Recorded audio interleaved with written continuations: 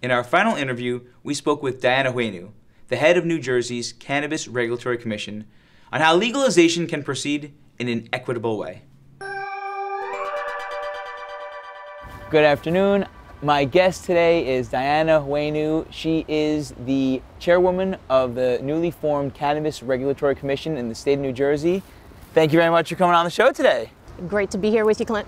Dianna, can you just give us a little explanation of how you came to be in this position? Great question. It's an interesting journey. 5 years ago, I worked with the ACLU of New Jersey as a policy counsel, and in that role I was responsible for leading their statewide coalition to legalize cannabis for adults, and doing so with a racial justice focus. And then for 2 years I worked in the governor's office working on criminal justice issues and immigrants' rights matters. And then November 2020, the governor came to me and approached me with this opportunity. He wanted me to lead the newly formed Cannabis Regulatory Commission. And so it was a bit surreal because having worked as an advocate, pushing for a monumental change, and now being put in a position where I'm actually implementing that change, it's a dream come true. Well, I'm excited that you're leading the charge, because a few years ago, and I brought this up when we spoke before, is that I heard you speak as a group of panelists in the War Memorial, and you were brilliant, and I left saying, dear God, I hope that she is in some capacity part of this thing, whatever it was, and we didn't know what it was at that point because it hadn't been legalized yet. But now fast forward a few years, New Jerseyans in November, we overwhelmingly vote in support of legalization.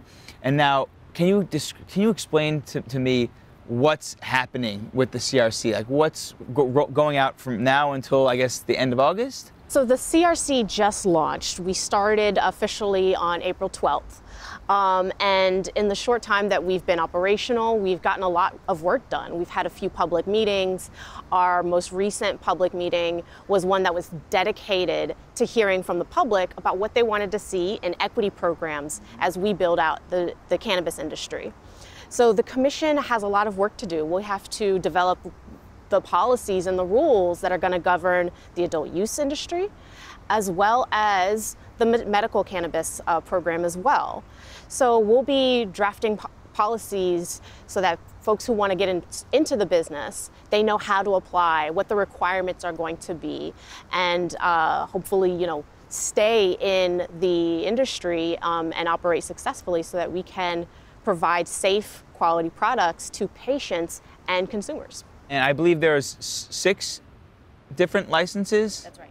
So can you just give us a broad overview of those licenses, and then if we could just have like a how to apply? So we don't have a formal way to apply just yet. It's the one thing that I know everyone is eager to get to, and I am too, genuinely. There are classes available for everything from cultivators to retail, and that includes manufacturers. So if you want to actually develop products or extracts, distribution services, wholesalers, delivery licenses. These are going to be really the key foundations on which our marketplace is going to be built. So it comes with a lot of opportunities for people to get involved in the game. And as the commission is developing its rules, we're seeking input from the public. What do you want to see here? What are some of the barriers that people might face when they're trying to get into this industry? We know it's typically a high cost entry. It usually requires a lot of startup capital to be involved in the cannabis industry, but we want to help create opportunities for everyday New Jerseyans who want to be entrepreneurs. So luckily, our legislation allows us the flexibility to issue licenses to micro businesses. These are small operations with no more than 10 employees that are really going to be like our local community stores and business operations. And those micro businesses can be anything from grow to retail as well. So I'm really excited for the community to really become a part of this and for people to buy local.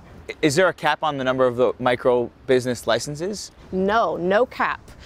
So that means the opportunities are endless, and we really want to set up an industry that reflects the diversity of the state. And that means we want people to set up businesses in all corners of the state, making sure that we create opportunities for people of color and women and disabled veterans. These are groups that are traditionally underrepresented when we're looking at the national landscape of who is operating in the cannabis industry. If someone was previously convicted of a cannabis crime, possession, use, they're going to be allowed to obtain or at least apply to get a license, correct? Absolutely. Yes. You know, criminal justice involvement should be divorced from the ability of whether you can operate a business here. So the legislation decouples those associations. No longer are we going to prohibit people from getting in this industry just because they have a previous conviction. So I encourage anyone who is interested to still, try to be a part of this. You can still operate, you can still get a license, and it's not something that you have to fear about. The Cannabis Regulatory Commission will be meeting throughout the summer and fall to gather community input on how to make this law work for New Jerseyans. So, if you have any ideas, get involved. Make your voice be heard. Thank you, Sarah, Peter, and Dianna for speaking with us. I'm Clint. Thanks for watching, and it was nice to meet you.